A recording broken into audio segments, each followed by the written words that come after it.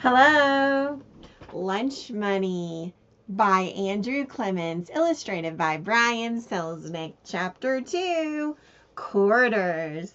It was near the end of his 5th grade year. Around 11:30 one morning during silent reading, Greg felt hungry, so he had started to think about his lunch. A ham and cheese sandwich, a bag of nacho cheese Doritos, a bunch of red grapes, and an apple cherry juice box. His mom had made him a bag lunch, which was fine with Greg. Making a lunch was a lot cheaper than buying one, and Greg loved saving money whenever possible. Plus, home food was usually better than school food. And on days he brought a bag lunch, his mom also gave him 50 cents to buy dessert, which was also fine with Greg. Sometimes he bought a treat and sometimes he held on to the money.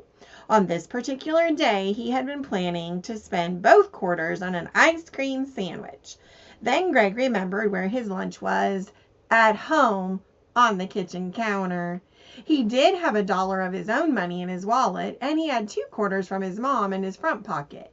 But a whole school lunch cost $2. He needed 2 more quarters. So Greg had walked to the front of the classroom, waited until his teacher looked up from her book, and then said, "Mrs. McCormick, I left my lunch at home. May I borrow 50 cents? Mrs. McCormick had not missed a teaching opportunity in over 20 years, so she shook her head, and in a voice loud enough for the whole class to hear, she said, "I'm sorry, but no, I will not lend you money. Do you know what would happen if I handed out 50 cents to all the boys and girls who forgot their lunches? I'd go broke, that's what. You need to learn to remember these things for yourself." Then turning to the class, Mrs. McCormick had announced, "Greg needs some lunch money. Can someone lend him 50 cents?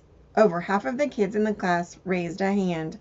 Embarrassed, Greg had hurried over to Brian Lamont, and Brian handed him 2 quarters. "Thanks," Greg said. "Pay you back tomorrow."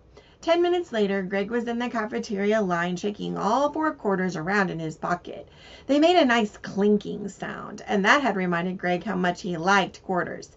Stack up 4 and you've got $1. Stack up 20 quarters and that's $5. Greg remembered one day when he had piled up all his quarters on his dresser.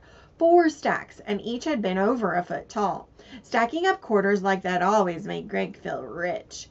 So on that day in April of his 5th grade year, Greg had started looking around the cafeteria, and everywhere he looked, he saw quarters. He saw kids trading quarters for ice cream sandwiches and cupcakes and cookies at the dessert table. He saw kids over at the school store trading quarters for neon pens and sparkly pencils, and for little decorations like rubber soccer balls and plastic butterflies to stick onto the ends of those new pencils. He saw Albert Hobart drop 3 quarters into a machine so he could have a cold can of juice with his lunch. Kids were buying extra food, fancy pens and pencils, special drinks and snacks. There were quarters all over the place, buckets of them. And then Greg remembered those hands that had been raised back in his classroom.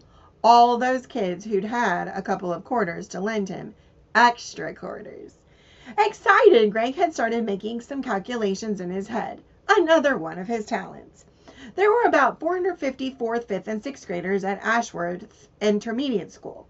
If even half of those kids had 2 extra quarters to spend every day, then there had to be at least 400 quarters floating around the school. That was $100 a day, over $500 each week. Money, extra money, just jingling around in pockets and lunch bags.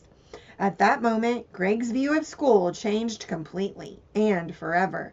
School had suddenly become the most interesting place on the planet, because young Greg Kenton had decided that school would be an excellent place to make his fortune. Goodbye.